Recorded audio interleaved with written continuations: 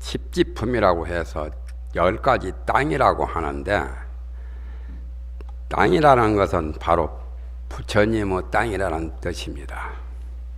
그리고 그 땅이라고 하는 것을 우리가 일반적으로는 입지 조건 할 때 입지나 또 불보살들의 경지라고 하는 그 땅 또는 그 처지, 그러한 건데, 땅에는 온갖 그 만물을 다 간직하고 포용하고 있기 때문에 부처님의 경지에 이르러 가는 십지도 온갖 공덕과 선근과 여러 가지 법문을 그 속에 다 간직하고 있다 해서 10가지 땅이라고 합니다. 오전에 말했듯이 첫 번째가 환희지. 환희지는 주로 칫바라미를 수행하는 그 법 가운데 보시바라밀법을 주로 많이 수행을 합니다. 그래서 보시를 함으로써 자기도 기쁜 마음으로 보시하고 남도 받는 사람도 기뻐하기 때문에 그러한 기뻐한 것이 극치에 달해서 환희, 기뻐하는 그 마음이 항상 충만해 있다는 거죠.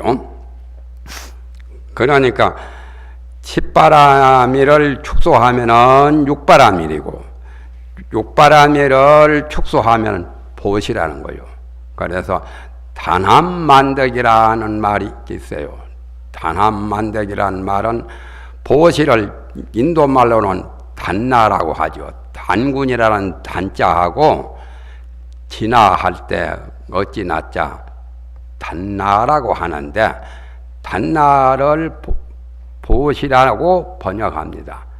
그래서 보시도 여러 가지 종류가 있지만은, 첫째는 재보시, 재물, 가진 물질적으로 가령 재물이건 돈이건 재산이건 여러 가지 그런 물질을 가지고 보시하는 것이 재보시고, 두 번째 보시는 법보시라요.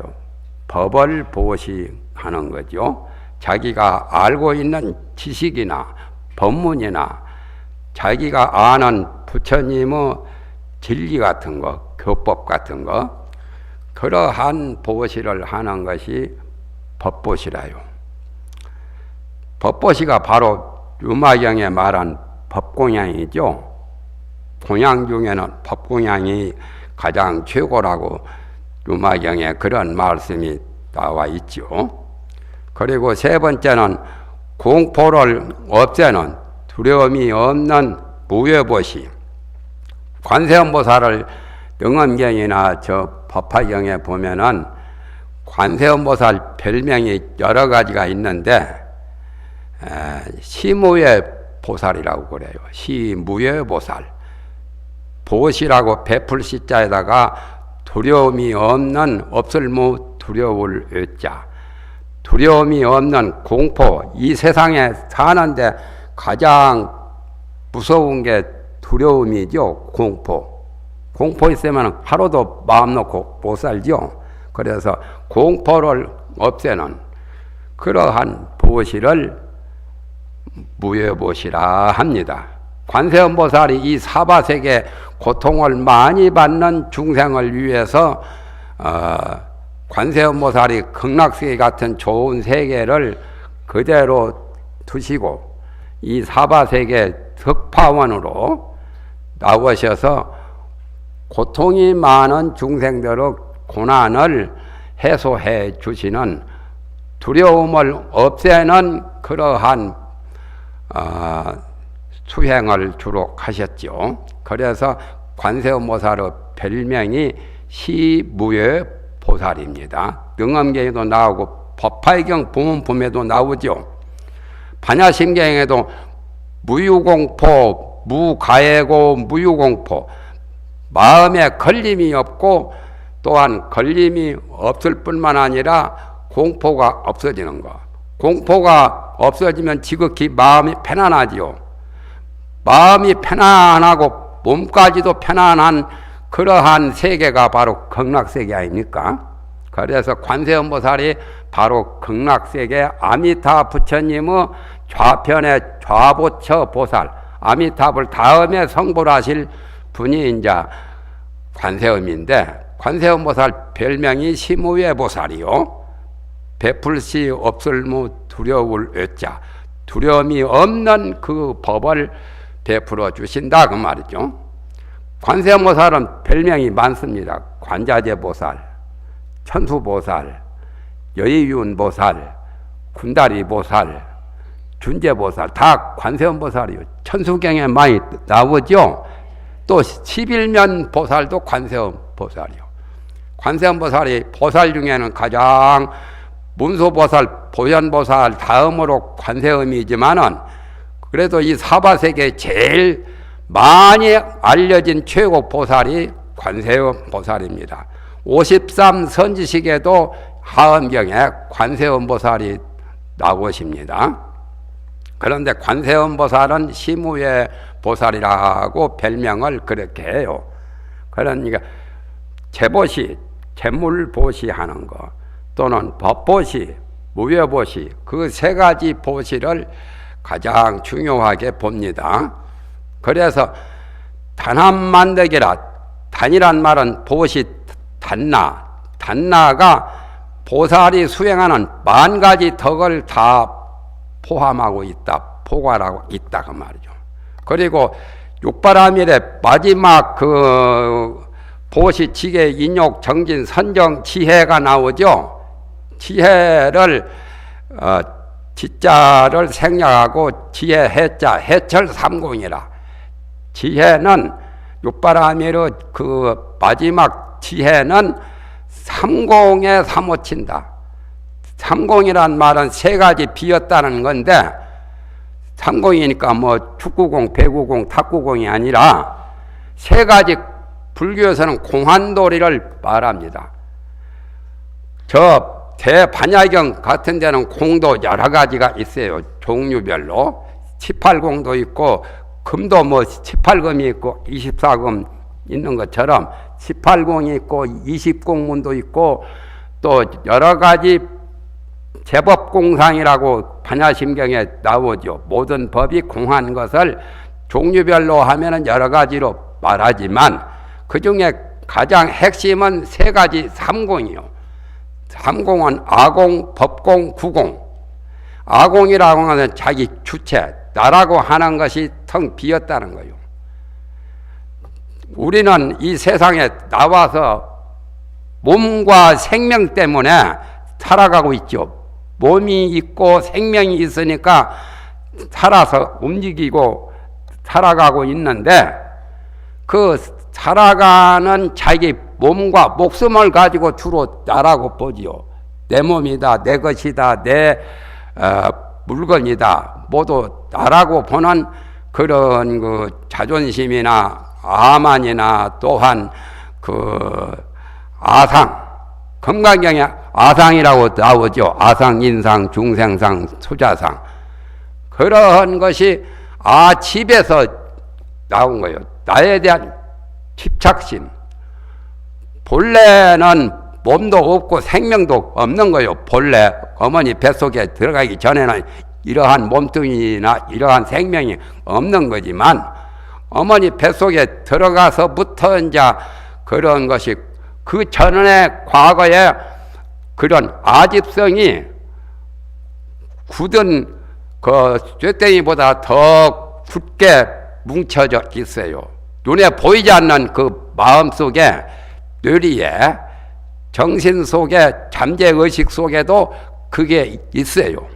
나라고 하는 거. 그러니까 깊은 잠 들다도 갑돌아 하고 부르면 예 하고 나오는 게, 그게 잠재의식에, 잠잘 때는 다 잊어버리고 자기라고 하는 그런 생각도 없는데도 깊은 잠에 들다도 갑돌아 하고 갑순아 하고 부르면은 예 하고 얼른 일어나지 않아요? 그게 다 잠재 의식 속에 아집성이 나라고 하는 그 나에 대한 집착한 굳은 그 눈에 보이지 않는 덩어리가 있다가 푹 나오는 거예요.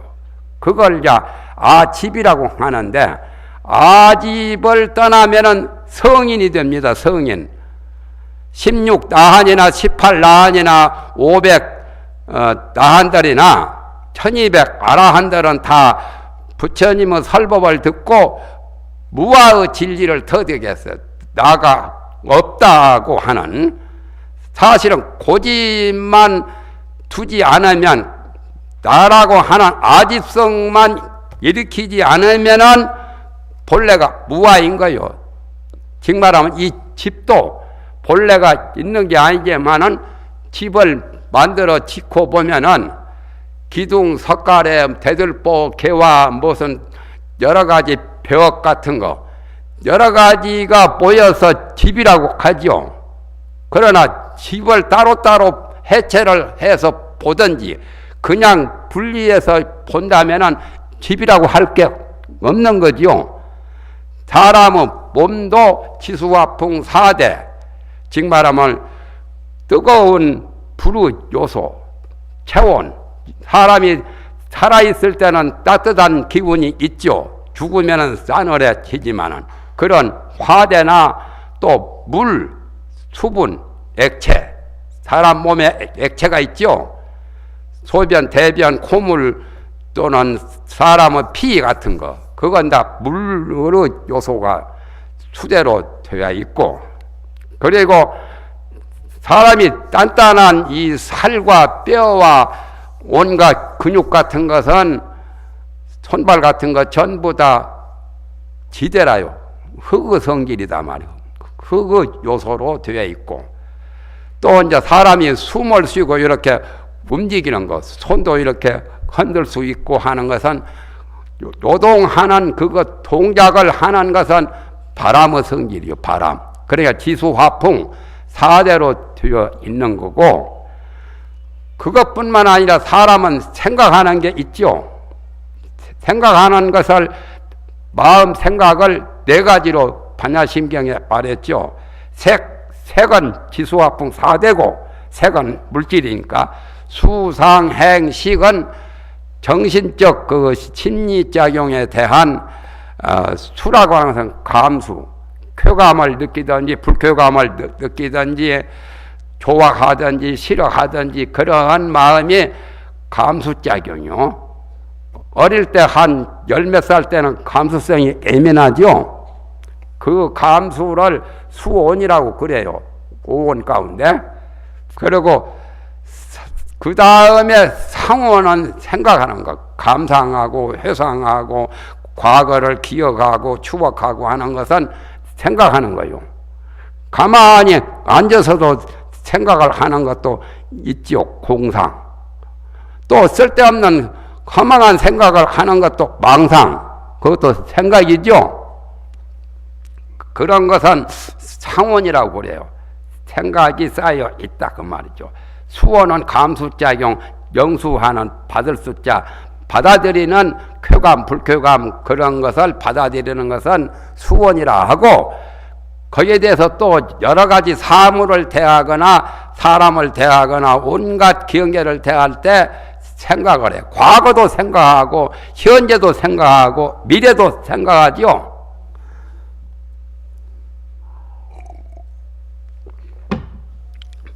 옛날에 기인이라는 기땅 사람은 쓸데없는 공상을 많이 했어요. 하늘이 무너지면 어쩌나.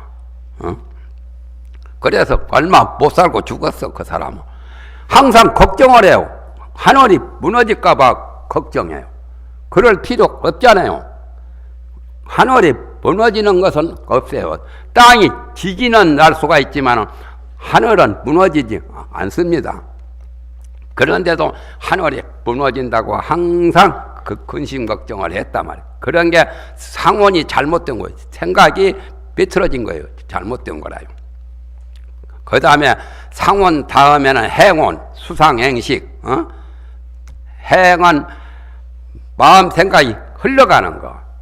서울 가는 열차 보고 서울행열차라고 그러죠. 운행한다. 차가 가는 것도 운행한다고 그러죠. 운전해서 가는 거. 세월도 흘러가고 물도 흘러가고 사람 마음 생각도 자꾸 흐르고 있죠. 의식류라고 합니다. 철학에서는 의식이 흘러간다. 그 다음에는 마지막으로는 수상행식 네 가지 중에 식이 있어요. 식이라는 것은 인식하는 거. 말이에요. 알고 있는 그 지식이라고 하는 식자. 그것도 없으면 무식하다고 그러죠. 무식하다. 지식, 상식, 학식. 공부를 많이 한 사람은 학식이 많다고 그러죠. 학사, 박사, 석사 모두. 그런 치고는 인식하고 판단하고 이해하고 그걸 잘 구분하고 구별하는. 그래서 수상행식은 우리 마음, 정신에 관한 네 가지요. 그러고 보니까 지수화풍 4대로 몸과 목숨이 되었고 또 수상행식 네 가지로서 나라고 하는 그 마음이라고 보는데 진짜 나는 그런 것이 아니다 그 말이에요. 원래 진짜 나는 하나라야 돼요. 하나 있어야 돼요. 그리고 진짜 나는 변함없이 항상 그대로 있어야 돼요. 또 주제성을 가져야 돼요. 즉 말하면 차주가 차 마음대로 부르는 것처럼 차 운전하는 사람이 운전을 마음대로 하는 주관성이 있죠. 주제하는 내가 즉 말하면 맞춰서 내 마음대로 하는. 그러니 진짜 나는 하나여야 되고 변치 않고 항상 그대로 항상 있어야 되고 또 주제할 수 있는 주관을 제대로 할 수 있는 주제성이 있어야 돼요. 세 가지. 그런 세 가지가 없는 것은 진짜 나가 아니다는 거예요. 부처님의 설법이라요. 하엄경에도 그런 말이 나옵니다. 그런데 보통 사람들이 나라고 보는 것은 예를 들면은 정신적 요소도 여러 가지가 많이 있지만은 집약을 해도 네 가지가 있고 수상행식 육체적인 요소도 여러 가지 오장육부도 있고 눈도 있고 귀도 있고 코도 있고 손가락도 있고 손, 발 있고 뭐 간, 실개 다 있잖아요. 오장육부. 그러나 간추려서 네 가지로 보아도 지수화풍이란 말이에요. 그러면은 지수화풍 수상행식만 보아도 8개 아니냐 말이에요. 8개면은 어떤 것을 나라고 하겠느냐 말이에요. 배가 운전하는 뱃사공은 하나여야지 뱃사공이 여러 명이면 배가 산으로 올라간다는 속담이 있죠. 그러니까 그런 것을 여러 가지로 분석해 보면은 나라고 하는 것이 우리 범부들이 보는 나라고 하는 것은 진실한 것이 없고 하나가 아니다 말이에요. 여러 개다 그 말이에요. 그러니까 그걸 진실한 나라고 볼 수가 없다 그 말이죠. 또 항상 있어야 되는데 항상 있는 게 아니죠. 많이 살아야 100년이고 100년 더 사는 사람도 있고 몇십 년 살다가 가는 사람도 있고 바로 나와서 얼마 안 살다가 죽기도 하고. 그러니까 항상 한 게 아니죠. 시시각각으로 변하는 거예요. 그렇죠. 4년간이면은 4년이 되면은 그전 세포가 다 없어져요. 새로운 세포가 자꾸 새끼치고 그래요. 그러니까 몇 년 만에 사진 찍어 보면은 사진이 달라요. 그 세포고 새끼 손자로 자꾸 뻗어나온 거예요. 변한다 그 말이요. 변하니까 항상한 것이 아니니까 진짜 나가 아니다 말이요. 또 주제성이 있어야 하는데 몸이 하고 싶은 대로 몸은 몸대로 움직이려고 하고 생각은 생각대로 움직이려고 해서 그것이 주제성이 통일적인 것이 없어. 그래서 부처님께서 그걸 무아라고 한 거예요. 소승불교에서 나가 없단 말이야. 진짜 나는 아니다 그 말이에요. 우리가 보는 나라고 보는 아집성은 진짜가 아니다 말이야. 항상 한 것도 아니고 하나도 아니고 주제성이 없으니까 그런 나라고 보는 것은 가짜나고 허망한 나고 또 그야말로 가짜 나단 말이에요. 그래서 무아라고 했죠. 무아의 진리를 통달한 것은 아공이라고 그래요. 나가 텅텅 비어버렸단 말이에요. 아까 삼공 이야기 하면서 지금 설명이 나왔습니다. 첫째가 아공이고 나한만 되어도 아공이고 공자 같은 이도 다 무아의 진리를 터득한 분이요. 성인이 되려면 무아부터 알아야 돼요. 그래서 아공이 첫째고 그 다음에는 그건 아공은 자기 주체 주관의 세계가 본래 텅텅 비어있다 그 말이요. 그걸 아공이라고 하고 빌공자. 그리고 두 번째 가서는 법공이라 나의 주체인 주관의 몸과 목숨만 없는 게 아니라 비어있는 것이 아니라 더 나아가서는 우주 만법 객관의 세계 천지 만물까지도 다 텅텅 비었다는 거예요. 그 불교만 그러한 진리를 말하지 다른 종교에서는 그런 말 잘 못합니다. 천지 만물도 텅텅 비었다라고 하는 그렇게 깊이 관찰력이 투철한 그런 분은 불교 성자들만 그렇게 해요. 불교에서 부처님이나 보살이나 나한이나 나한도 법공의 진리는 잘 몰라요. 우주 만법 법이 텅텅 비었단 말이에요. 비었다라고 했지 그 자체가 아무것도 없다는 말은 아니에요. 공연시 아집을 일으켜서 있는 것처럼 가짜를 진짜로 착각하고 있고 우주 만법이 본래 없는데 객관의 세계가 본래 없는데 객관의 세계가 있는 것으로 착각하니까 그 착각은 잘못된 거란 말이에요. 그 착각이 본래 있는 게 아니고 텅텅 비었다 그 말이에요. 그래서 그걸 두 번째 법공이라 해요. 법공. 그 다음에 세 번째는 구공이라 그래요. 구시 그 구자 사람인 변에 구자춘 그 구시인데 함께 구자 함께 다 공했다. 아와 법 즉 말하면 아집과 법집이 본래 있는 게 아니고 아공 법공 두 가지를 다 말하니까 구공이라 해요. 또한 공했다고 하는 것까지도 그 생각까지도 떠나야 돼요. 그러면 진짜 구공이죠. 그래서 아공 법공 구공 이게 이제 삼공입니다. 그래서 본래의 마음은 진공이요. 진공 성공이라고도 하고 옛날 성공스님 녹음 테이프 연불 그 녹음 테이프 성공스님 녹음 테이프 참 좋더만요. 지금은 성공스님 녹음 테이프를 관광버스에다 안 돌리고 새로운 사람들 모두 스님들 녹음 테이프가 많이 이제 나와 있더만요.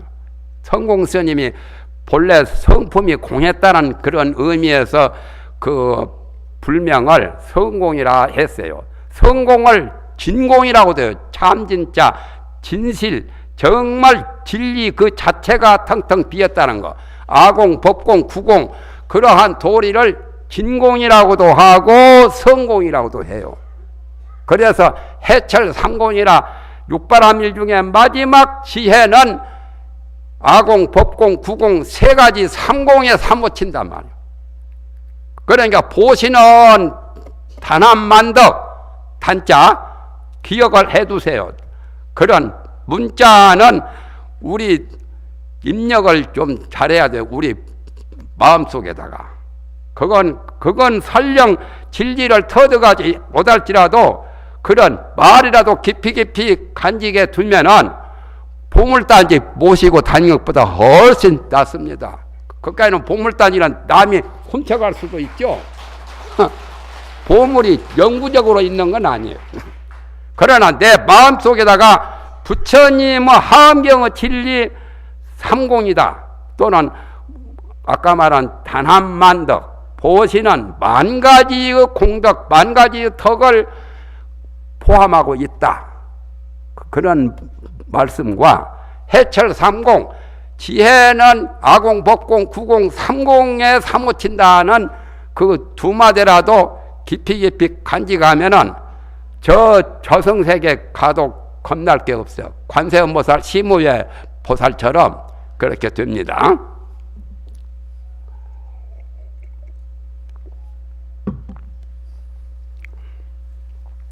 그래서 십바라밀을 닦아요. 십신, 십주, 십행, 십회양, 십지. 여러 보살들이 수행할 때 바라밀도 여러 가지가 있는데 84,000 바라밀이 있지만 그 중에 가장 엑기스 집약에서 10가지 바라밀이라고 그래요. 그런데 10바라밀을 또 줄이면 6바라밀이요. 6바라밀을 또 줄이면 보시바라밀이요. 보시바라밀이 핵심이라 사실은. 보시를 하면은 복도 짓고 지혜도 열리게 돼요. 복이 많은 사람은 지혜를 또 닦을 수도 있어. 공부도 누구나 하는 게 아니에요. 복이 있어야 공부도 해요. 부처님 공부를 하는 사람은 이 지구상에 수십억 인구가 있어도 그렇게 쉽게 못하는 거예요. 그래서 부처님 말씀에 사람 되기도 어렵고 사람 몸을 받기도 어렵고 또한 부처님 법을 만나기도 어렵다는 거예요. 우리는 부처님 당시 때 태어나지 못하고 말세에 태어났지만은 그래도 불교를 믿고 부처님 법을 가까이 해서 부처님 법을 만난 거예요. 여기가 어디입니까? 상당히 부산서도 멀고 울산서도 멀고 날씨도 춥고 하는데 여기까지 오시는 거 부처님 법에 인연이 있어서 그야말로 부처님 법을 만나서 여기까지 하엄경 법문 들으신다고 오시죠.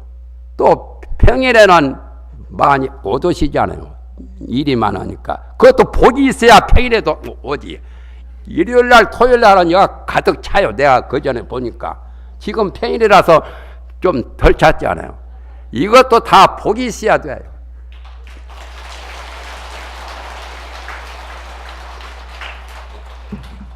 복을 짓는 데는 남에게 베풀어야 돼요. 주어야 돼.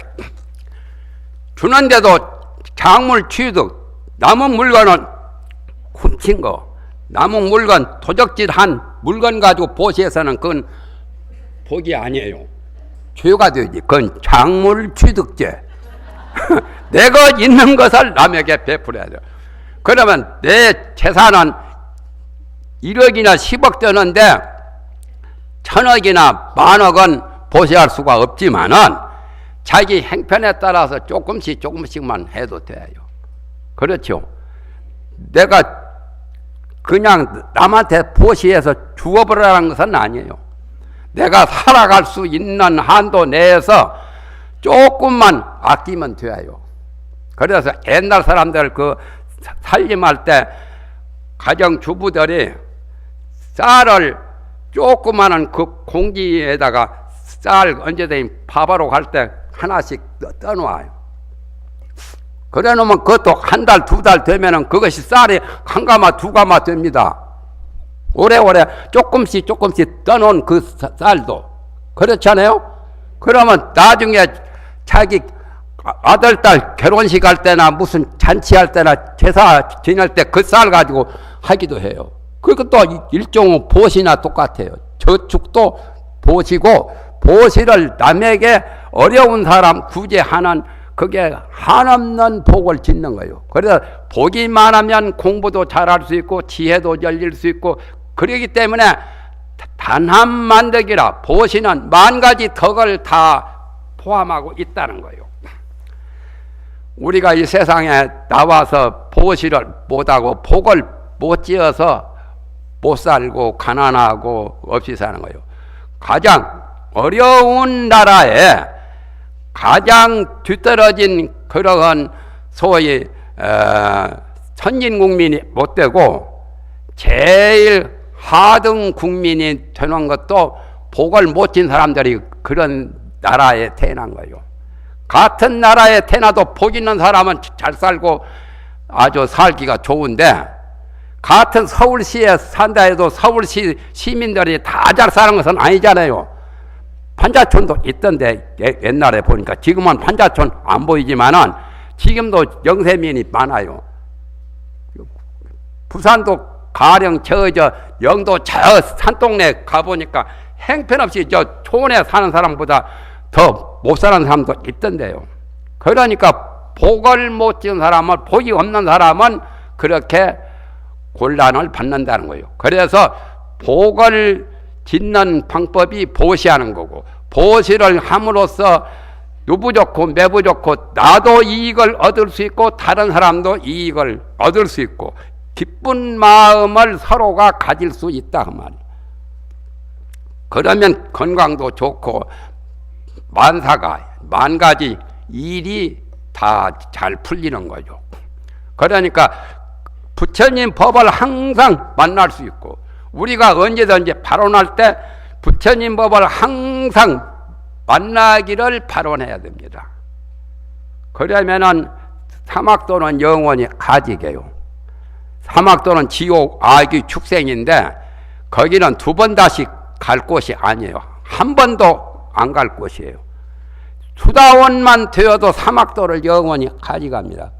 금강경에 수다원, 사다함, 아나함, 아라한이 나오죠.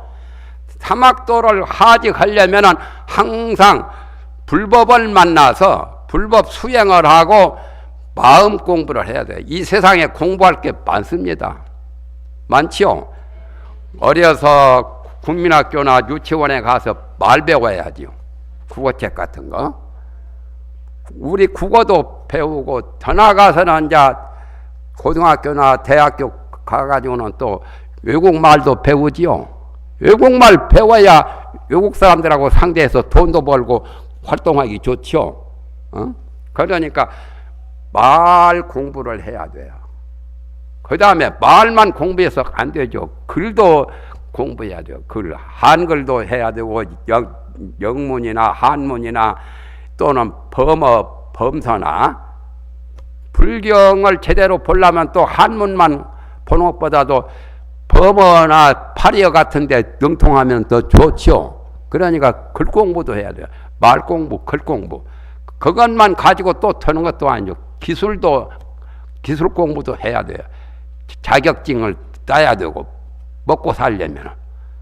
그렇게 공부할 게 많은데 그 공부는 지금 우리가 이 현실 세상에서 살기 위해서 필요한 거고, 진짜 세세생생을 두고 나의 생명체, 나의 가장 위대한 만물의 영장인 그 가치를 제대로 발휘하려면 마음 공부를 해야 되고, 마음 공부 안 하면 저 무식한 소나 돼지나 똑같다는 거예요.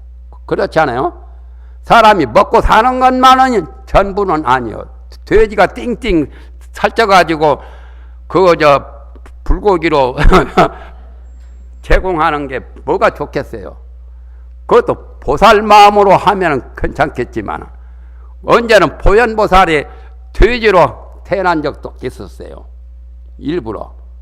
보현보살, 하암경의 보현보살 대단하신 분인데, 그런데 그 산후에 조그마한 암자의 스님은 문소보살이요. 문소보살하고 보현보살하고 비로자나 부처님 좌우보처였는데 중생을 교화하려고 이제 돼지로 태어난 적이 있어요. 보현보살이. 그래도 매하지 않고, 그래 공부를 많이 했기 때문에 보살의 그런 경지에 올랐기 때문에 돼지로 태어나도 정말 돼지가 아니죠. 정말 돼지는 아무것도 모르는 거예요. 먹는 것이나 알고 그냥 사는 것이나 챙기지. 그래서 위에 그 산 암자에 있던 그 문수보살이 스님으로 태어나가지고 자기 상자를 시켜서 쪽지다 적어줬어. 그 길가에 그 돼지가, 큰 돼지가 있는데 거기다가 이 편지를 전해주라고. 언제는 한산 습득으로도 태어났죠. 중국 당나라에 때. 그래가지고 거기다 편지에 뭐라고 적었냐면은 구제 진로 중 하면 매각 본래 살아. 진로 속에 오래오래 있으면 돼지 울 안에 돼지 몸을 받아가지고 돼지 그 세계 속에 오래오래 있으면 매각 본래 살아. 본래의 일을 매하게 된다. 본래의 일을, 본래는 마음 닦아서 마음 깨달아서 붙여가지고는 비고 밝은 그 마음 공부를 매하게 된다. 매한단 말은 어두워서 망각하는 거요. 망각하게 된다. 그러니까 거기에 오래 있지 말고 조조 수장내하야 일찌감치 행장을 그 자기 배랑 같은 거 자기가 가지고 다니는 그 행장을 빨리 거두어서 속한 청산내하라. 빨리 청산으로 그 오라 말이야. 푸른 산중으로 와서 공부해라 그 말이요. 돼지가 그거 보고는 보통 돼지 같은 모르잖아요. 글도 모르고 편지 써줘봤자 모르지만은 그 돼지는 보현모살 돼지라서 보고는 눈물을 흘리고는 바로 죽어버려. 자기가 스스로 자살해. 그게 열반에 든 거요. 돼지가 열반에 들 줄 안다면은 그건 보통 돼지도 아니고 보통 사람도 못할 일이죠.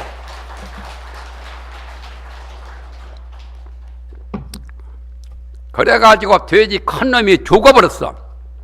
새끼도 있는데. 그러니까 그 돼지 기르는 주인이 자기 밑에 일하는 수종꾼들한테 그 종놈한테 어째서 이 돼지가 죽었냐 말.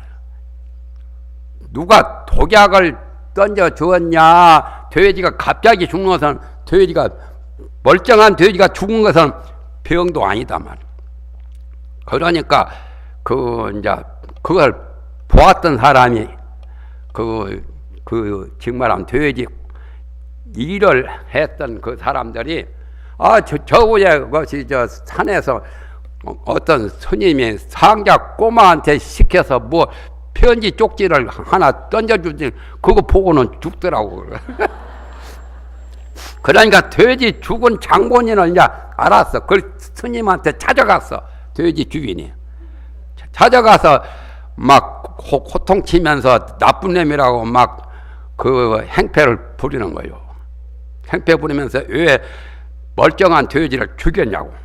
그래서 그 스님은 너무너무 가만히야.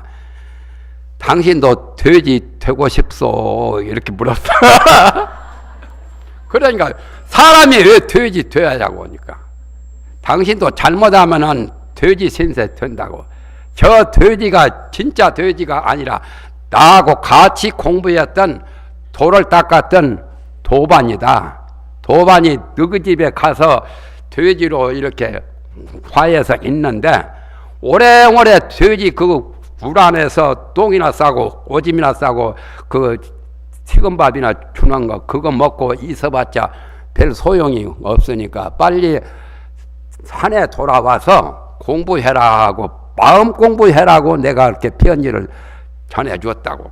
그러면서 설법을 다 했어. 과거 천생 이야기도 하고 당신이 이 다음에 뭐가 될 거라고 딱 알아맞히거든. 점쟁이 쪽집게 이상으로. 그러니까 그 스님이 이제 그 돼지 길르던 그 사람이 무릎 꿇고 잘못했다고 이제 사과하고 그 스님한테 가르침을 받아서 그분도 이제 도를 닦기 시작했어요. 그래서 그분도 도인 된 거죠. 그러니까 돼지 한 마리 때문에 구제 받은 거라 사실은. 돼지가 죽은 바람에 만약에 그런 일이 없었더라면 구제받기 어렵죠. 그래서 공부하는 게 가장 마음 공부하는 게 가장 중요한 겁니다. 말 공부, 글 공부, 기술 공부 그것도 중요하지만은 가장 중요한 것은 도를 닦는 마음 공부를 해야 돼요. 우리가 이 사는 것은 사실은 지내놓고 보면은 허망한 거예요. 무상한 거라. 그래서 부처님께서 무하라. 나라고 할 게 본래 없다. 무아일 뿐만 아니라 우주만법 그런 객관의 세계까지도 다 텅텅 비었다고 말한 거예요. 그래서 본래는 아공, 법공, 구공, 삼공이지만은 본래의 마음자리는 비고 밝은 거요. 그걸 비었다고 해서 진공이라고 합니다. 성공이라고도 하고, 그것만이 또 전부가 아니라 반면에 묘유 도리가 있어요. 묘하게 있는 도리가 있어요.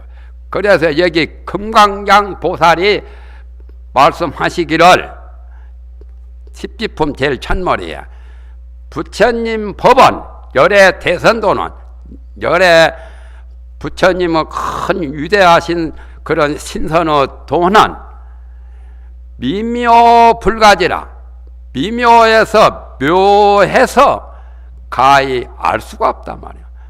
그래서 생기는 것도 아니고 없어지는 것도 아니어서 뭐라고 말할 수도 없다라고 그런 말씀을 하셨죠. 그러니까 해탈월 보살이 그 말씀을 듣고 설법을 해달라고 요청을 했어요. 그래 놓고 금강장 보살이 설법을 안 하고 그냥 가만히 계시는 거예요. 그러니까 집지의 명목도 처음에 이게 설명만 하고 환희지, 이구지, 발광지, 염해지, 현전지, 원행지, 뭐 부동지 모두 그런 10가지 말만 해놓고는 설명을 또 안 해. 그래서 해탈월보살이 얼마나 간절한 마음에서 애가 나는지 설법을 해달라고 3번을 청했어요. 그래도 금강장 보살이 설법을 아끼고 안 하신 거예요.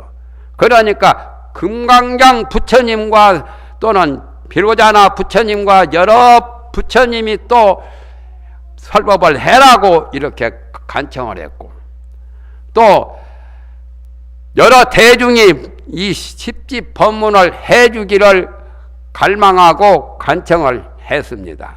그래서 3가 5청이라고 그래요. 십지품에 대해서는 세 집이 5번이나 청했단 말이에요. 3가란 말은 해탈월 보살하고 여러 보살들 대중하고 또 여러 부처님까지. 그러니까 십지법문이 얼마나 위대한 법문인지 그 세 분이 세 집들이 3가라는 것은 여러 부처님, 여러 보살 대중들, 또 해탈월 보살까지.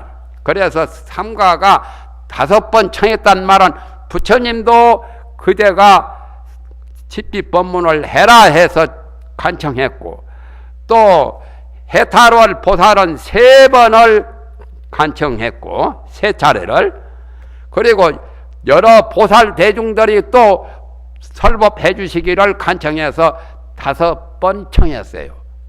맞지요? 3가 5청. 법화경 그 묘법 연화경 법화경은 사리불존자께서 서가열의 부처님께 이 법화경 법문을 해달라고 3번을 청하니까 설법을 하셨죠. 법화경 그 위대하신 법화경도 사리불존자 사리부터라 그분이 3번을 청하니까 법화경 설법을 하셨는데, 십지 법문은 5번이나 청하고 사리불존자 한 분만 청한 것이 아니라 여러 보살대중, 여러 부처님, 또 해탈월 보살까지 5번을 청했으니까 얼마나 위대한지 그것만 봐도 알아요. 그런데 시간이 없으니까 다 할 수가 없고 핵심만 내가 말하겠는데, 그래서 핵심이 아까 말했던 6바라밀 중에 보시바라밀이 최고고, 또 10바라밀 중에 축소하면은 6바라밀이라는 것을 말씀드린 겁니다. 6바라밀이 여러분들 잘 아시는 거죠. 10바라밀은 이제 6바라밀 다음에 방편바라밀, 원바라밀, 역바라밀, 대지혜, 대지바라밀. 그렇게 해서 네 가지 바라밀이 더 붙어서 10가지 바라밀이요. 그런데 10가지 바라밀이 결국에 6바라밀이고 6바라밀 중에도 보시바라밀이 제일 좋으니까 우리가 기억하기 좋고 또 하기가 간편한 것부터 해야 돼요. 어려운 것은 하려면 그냥 이렇게 예를 들어서 절벽 위에서 밤낮 없이 한 일주일간 서서 연보를 하거나 그렇게 못하겠지 않아요. 그렇게 하려면 힘들어요. 병나고 춥고 덥고 못하는 거요. 서가열의 부처님은 과거에 불사부처님 앞에서 일주일간 잠 안 자고 절벽 위에서 부처님 앞에서 부처님은 그 위에 이제 나무 밑에 앉아 계시는데 천상천하 무여불 천상천하에 부처님 같으신 분이 없다. 시방세계 영무비라 시방세계에도 부처님과 비교할 분이 아무도 없다 말이야. 세간 소유를 아진견하니 세상에 있는 모든 것을 내가 다 보아봐도 일체 무유 여불자라. 모든 것이 부처님과 비교할 자가 아무것도 없다라고 이제 그런 찬불계를 요즘에 찬불가도 내나 거기에서 나온 거고 기독교의 찬송가도 내나 그런 찬불계를 상징해서 찬송가가 나온 거예요. 사실은 석가모니가 훨씬 먼저 나왔잖아요. 예수보다. 맞죠? 그러니까 그거 증거적으로 성경이나 불경을 비교해 보면 그거 다 알 수 있어요. 무식한 사람은 몰라도 조금 유식한 사람은 잘 알 수가 있습니다. 그러는데 그렇게 하기는 참 어려워요. 일주일간 잠 안 자고 절벽 위에 서서 합장하고 그렇게 찬불게 할 수 없죠. 그게 용맹정진이요. 끄떡 잘못하면 깜빡 졸으면 그 밑에 절벽 위에 절벽 밑에 떨어지면 죽잖아요.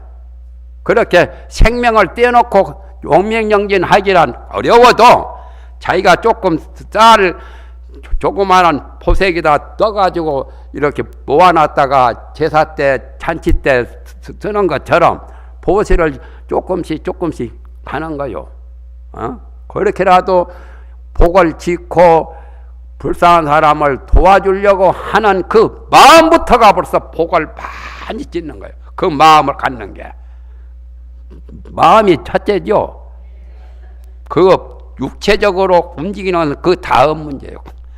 마음이 앞서서 마음을 주인공이라 해요. 그래서 마음 자체는 진공이지만 진실하고 텅텅 빈자리지만은 그러나 묘유가 있어요. 묘하게 있는 법. 묘유의 그 법을 이 법문을 듣고자 해서 집비품에서 삼가가 여러 부처님, 여러 보살들, 여러 대중들, 해탈을 보살까지 5번을 청해가지고 이 법문을 듣게 되었어요. 그래서 의상대사께서는 하엄경의 집비품이 최고라고 하는 그 말씀이 깊이 새겨보면은 그런 것만 보아도 알 수 있고, 그리고 금강장 보살이 이 십지 법문을 연설하시기 전에 보살 대지의 삼매에 들어가셨어요. 보살 대지의 삼매라면 바로 진여 법신의 가장 본래 비고 밝은 그 마음의 묘유 그러한 진리를 그대로 깊이 다 사무쳐 아는 그런 정신통일이 보살 대지혜 광명 삼매요. 대지혜 광명. 대지혜 광명이라고 하는 대지혜 광명 5글자만 머릿속에 깊이 간직해 두어도 마음이 밝아지는 게 있어요. 믿음이 갑니까? 안 갑니까? 광명진원도 있죠. 진원에. 광명진원도 내가 그 대지혜 광명을 광명진언이 바로 비로자나 법신부로 그 유일한 주문이라. 간단해요. 옴 뭐요? 아모카 바이로자나 뭐 마하무드라 마니파도마 저바라 프라 파를타야 훔. 나는 그 광명진언을 출가해서도 몰랐어요. 그러니까 그 법을 늦게 내가 만난 거예요. 나중에 그 법이 좋다는 것을 알고 그래가지고 내가 일부러 외우려고. 천수경은 다 외우고 뭐 다른 것은 많이 외워도 광명진언을 내가 전혀 몰랐다 그 말이요. 그래가지고 원효대사 그 유심 안락도라는 그 책을 보다가 대장경 속에 밀교부의 그 이제 법신 부처님의 대지의 광명 그것을 주문으로 이렇게 축소한 것이 광명진언인데 그걸 나는 벌로 봤지. 그 전에 성철 스님이 그거 좋다고 해도 성철 스님 당신 생각이겠지. 내가 그렇게 생각해 버리고 아예 외울 생각도 안 하고 광명진언 뭐 그저 그렇겠지. 능엄주도 있고 많은 그 관세음보살 그 여의주도 있고 무슨 모다라니 주도 있고 또 수구다라니 주문도 있고 실미장구 대다라니 나무라 타나다라 그런 주문 좋은 주문이 있고 오만이 판매음도 있잖아요. 그럼 광명진언이 별것이 아니겠지라고 생각을 했었는데 원효대사께서 쓰신 유심 안락도라는 그 책에 내나 극락세계를 찬양하는 그런 책이라요. 거기에 광명진언이 나와요. 어떤 분이 원효대사에게 질문을 했더만요. 우리 부모가 돌아가실 때 시달림도 못했고 연불 독경도 못했는데 우리 부모님을 위해서 어떻게 효도를 해서 우리 부모님이 좋은 세계에 갈 수 있겠느냐라고 질문했어. 원효대사님한테. 그러니까 원효대사께서 답변하시기를 뭐라고 했냐면은 광명진언을 외워라. 그런데 모래 요즘에는 강가에도 모래 잘 채취 못하죠. 그거 세면 파는데 모래 사면 돼요. 조금 요만치만 사면 돼요. 그래가지고 깨끗이 씻어가지고 말류라 그 말이요. 예? 모래를 한 그릇쯤 사면 될 거예요. 밥그릇 큰 밥그릇으로. 그래가지고 말렸다가 이런 책상 놓아두고 거기다가 이제 향불 피우고 합장하고 광명진언을 108번 외워라 말이야. 그 모래를 책상 위에다 깨끗이 그 거리에다 담아놓고 그래가지고 그 광명진언을 이제 송주를 한 거죠.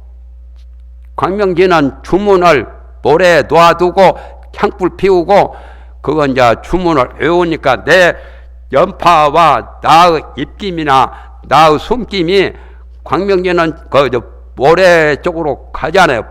내 앞에다 놓고 하니까. 그러니까 광명진언 외우면서 하니까 내가 광명진언이 모래에 다 스며든 거예요. 쉽게 말하면 반죽을 한 거죠.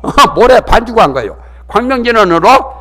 그렇게 해가지고 너희들 그 조상에 정말하면 묘에 뿌려라고 가에 뿌리고 이렇게 하면은 그 부모 조상이 세상에 계실 때 연불 독경도 못 해주고 49제 만약에 못했다면 했어도 좋고 그렇게 이제 광명진언을 외워가지고 그렇게 하면은 구제를 받는다. 그래서 그전에는 내가 몰라가지고 이제는 어떤 스님이든지 내가 아는 신도든지 또 누구라도 나한테 부탁하면은 내가 광명진언을 내 연파로 해가지고 열에다 나는 붙여라 그래요. 요즘에 묘안 쓰고 그냥 화장한 수가 많죠. 열에다 붙이되 요건 나의 비법인데 여러분이 다 아셔도 되잖아요. 다른 대만이나 일본이나 중국이라는 불교 신도가 세상 떠나려고 할 때 나무아미타불 연불을 불러주는 법이 많아요. 도연법이라고. 한국의 불교 신도들은 그거 잘 안 하지 않아요. 그러니까 안 하니까 그 법이라도 그 방법이라도 해야 돼. 열에다 붙여요. 위에도 붙이고 옆에도 붙이고 머리 발에도 붙이고 5장이면 되지요. 광명진은 그 써진 거 불구점에 가서 사가지고 자기가 쓰기가 힘들면 그래가지고 열에다 딱 붙여주어 입관할 때. 예? 그리고 만약에 화장할 때는 그대로 태워도 되고, 그리고 만약에 매장하면 그대로 그냥 땅속에다 묻을 때 그렇게 하면 됩니다. 그래서 내가 그걸 많이 좀 해줍니다. 어떤 스님도 보니까 날짜가 좋지 못한 날짜에 갔어. 그런 스님도 혹가다 있을 수 있잖아요. 그런 내가 그분 아는 분한테 시켜가지고 그래 광명전을 내가 딱 주워가지고 열에다 딱 붙이고 화장을 해라고 했어요. 그러고 나니까 뭐 마음이 개운하고 그분이 좋은 데 갔는가 아무 뒤탈이 없는 수가 많아요. 그렇게 대치의 광명이라는 게 그렇게 위대한 거예요. 마음은 태양보다 몇 백배 천배 빛나는 겁니다. 그래서 우리 눈이 아주 큰 것도 못 보고 아주 적은 것도 못 봐요. 적은 것도 못 보니까 몇만 배 확대해서 현미경으로 보지요. 또 지구가 이렇게 커도 지구 다 못 보지요. 이 우주 세계가 얼마나 큽니까? 그래도 이 육안은 다 못 봐요. 부처님의 광명은 태양의 몇십 배, 몇 백배, 몇 천 배 빛나는데 아미타불도 무량광이라고 하지요. 무량수, 무량광. 한량없는 빛을 광명을 발해도 못 봅니다. 그러니까 우리 육안이라고 하는 것은 보잘것도 없어요. 그래서 부처님 광명도 못 봐서 그렇지 자기 마음 광명도 못 보고 있잖아요. 캄캄하니 어두워서. 본래의 마음자리도 부처님 마음자리와 똑같이 광명이 있는 건데 마음 광명은 못 보는데 밤에 고양이 눈에서 불 쓰는 것은 봅니다. 겨우. 야광 그런 것이나 좀 보고 저런 도로에 야광 그 페인트 칠 같은 거 해놓은 것은 잘 보죠. 육안이 그런 정도밖에 못 봐요. 정말 본래의 비고 밝은 마음의 광명을 못 보니까 참 아쉬운 거라요. 그래서 집집법문에서는 성불을 하는 부처님의 대지혜 광명을 연설하시기 위해서 금강장 보살이 해탈월 보살의 요청과 여러 부처님과 여러 보살 대중의 그 간청을 받아들여서 이 설법을 하신 거요. 그런데 십지품에서 가장 중요한 것이 있어요. 십지보살이 되면은 더 공부할 게 없을 것 같죠? 곧 내일 모레 부처되니까. 그렇잖아요? 그래도 초지에서부터 십지까지 수행을 한다는 거예요. 쉴 새 없이 계속 수행을 한단 말이에요. 궁금하시지요? 뭐 어떤 수행을 하는가? 이제 정말 이제 5분밖에 안 남았는데 시간이 마지막으로 엑기스를 말씀드리겠습니다. 기대하시라. 십지품에서 그런 말씀을 했어요. 십지보살도 수행을 한다. 어떤 수행을 합니까? 하니까 염불수행을 한다는 거예요. 염불수행. 결국에 십지보살이 도 닦는 것도 부처가 되기 위해서 하는 거죠. 염불수행은 부처 되기 위해서 염불수행을 해요. 부처님을 늘 생각해요. 항상 자나깨나 안지나 누구나 속으로 생각해도 되고 소리내서 나무아미타불 해도 되고 그렇잖아요. 그래서 지극한 마음으로 나무아미타불 하든지 나무불 하든지 염불을 해요. 나무아미타불. 그래서 하엄경이 정말 염불 정토 법문을 하엄경 보현 행원품 마지막에도 나와 있고 시표양품이나 십지품이나 다른 입법계품에도 53 선지식이 염불법문을 선제동자에게 일러주신 분이 많습니다. 그러니까 연보를 하시면은 부처가 되는 거예요. 부처 되려고 여기까지 오셨잖아요. 예? 그래서 지극한 마음으로 나무 아미타불, 아미타 부처님께 귀의하겠습니다. 의지하겠습니다. 부처님을 존경합니다. 부처님을 받듭니다. 부처님을 숭배합니다. 부처님을 섬기겠나이다. 그런 뜻이 나무요. 산에 있는 나무가 아니라 범어인데, 인도 말인데, 나무불, 나무범, 나무성, 나무아미타불, 나무관세음보살. 그러니까 나무 관세음보살을 많이 불러도 좋고, 그보다 더 좋은 것은 나무 아미타불, 아미타 부처님께 의지하겠나이다, 귀의하겠나이다, 아미타 부처님을 존경합니다. 그런 뜻이 나무라요. 나무 아미타불. 아미타불을 지극정성으로 하시면은 노인들은 병고액난 없이 극락에 가면 좋잖아요. 어떤 분은 자는 잠에 갔으면 좋겠다고 그런 소원을 갖는 사람이 있어요. 자는 잠에 갚으면 안 돼요. 죽은지 산지도 모르면은 불쌍한 중생이요. 어? 죽는지도 알고 사는지도 알아야 돼요. 급살 맞아서 갑자기 죽거나 교통사고로 갑자기 죽거나 배락 맞아서 갑자기 죽으면 죽은지 살지도 몰라요. 그래서 그 연가천도 해봐도 그거 자기가 죽었는지 살았는지 귀신이 잘 못 알아먹어. 그거 진짜 불쌍한 거고, 또 자기가 죽을지 알고 가족들을 다 불러놓고 유언 다 하고 죽지요. 그 사람은 조금 나은 사람들이요. 그렇죠? 그러나 그것 가지고 완전한 것은 아니요. 진짜 불교에서 최상승 법문에서는 죽는 것도 알고 사는 것도 아는 그 정도 가지고는 또 모자라요. 거기는 저 발바닥이요. 본래 나고 죽는 것이 없는 것을 알아야 돼요. 생사가 없는 것. 불생불멸. 나고 죽는 생사가 본래 없다는 것을 확연히 알면은 그 사람은 견성성불하는 사람이, 견성한 사람이고, 조금 있으면 바로 성불이 가능해요. 그렇게 돼야 돼요. 여기 십지법문에서 가장 중요한 핵심을 보살님이, 금강장 보살님이 언급을 안 하신 것도 내가 조금 더 붙여서 이렇게 언급을 했는데, 진짜 연불수행 진짜 좋은 거예요. 연불수행이 아니라면 할 게 없어요. 그렇잖아요. 참선도 좋고, 기도도 좋고, 독경하는 것도 좋고, 복을 짓고, 지혜를 닦는 마음 공부도 좋기는 좋은데, 그 중에 제일 하기 쉬운 거, 간단하고 돈 안 들이고 큰 힘 안 들이고 할 수 있는 게 연불삼이에요.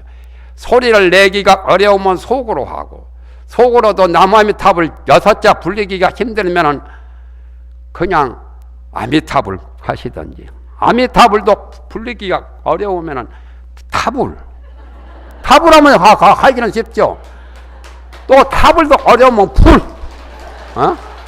이런 불과 같이 그렇게 마음가짐을 가지면은 죽을 때, 숨 거둘 때 아무 탈 없이 갈 수 있어요. 그리고 평소에 연부를 잘 하면은 병고액난을 다 소멸한다는 거예요. 진짜 연부를 잘한 분은 하늘에 음악 소리가 그 방 안에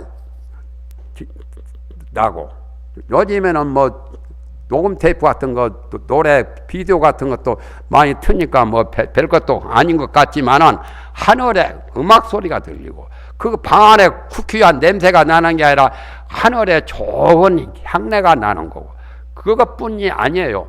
석이 광명이 방 안에 가득 차고, 그 방 밖으로 자기 있는 주위에 저 산천에 석이 광명이 딱, 그런 사람은 진짜 극락왕생한 거예요. 그거는 물어볼 필요도 없어요. 점쟁이한테 가서 점할 필요도 없어요. 그 사람은 틀림없이 극락왕생한 사람이에요. 연부를 평소에 잘 지극정성으로 오래오래 한 사람은 그렇게 된다고 그래요. 나는 늦게서 이제 연불법을 알아가지고 여러분에게 권장을 하는 겁니다. 그래서 지극한 마음으로 나무아미타불, 아미타불 이렇게 가시던지. 그러면 타불 하면 하기가 쉽죠. 그래서 옛날 스님은 천타불, 만타불, 억만타불, 백만타불 뭐 해가지고 빨리 세상 마쳤죠. 젊은 스님들은 어려서부터 호백발이 될 때까지 연불도 많이 하고 독경도 많이 했는데 그 스님은 늦게 이제 한감 넘어서 머리 깎고 중대했거든. 자기는 도저히 따라갈 수가 없어. 그러니까 욕심은 있어서 아미타불 나무 백타불, 천타불, 만타불, 10만타불, 100만타불, 억만타불 막 그런 자기 몇 마디 할 때 다른 스님들 수십 년간 한 것을 따라잡으려고. 그래 그분도 왕생극락했어요. 그러니까 나이가 늦건 젊건 상관할 게 없습니다. 십지품에서 십지보살도 연불 수행을 한다는 거. 그래서 연불을 항상 마음속으로 하셔야 돼요. 요즘에 텔레비 때문에 연불 못해서 나는 텔레비 그런 거 제발 좀 안 보고 연불 좀 했으면 좋겠는데 어떤 사람은 심심한다고 하토 뛰기 해요. 패 뛰기 하고. 그러느니 차라리 염주 돌리면서 연불하면 얼마나 좋아. 예? 이 세상에 나와서 사람 몸 얻기도 어렵고 부처님 만나기도 어려운데 왜 그렇게 허송세월을 하냐 말이야. 값진 인생에 값없이 세상을 그냥 갈 수는 없잖아요. 이 말은 내가 여기 30몇 년간 여기 와서 하원법회를 했는데도 이 말은 내가 처음으로 하는 말입니다. 그만 이제 마치겠습니다. 나무여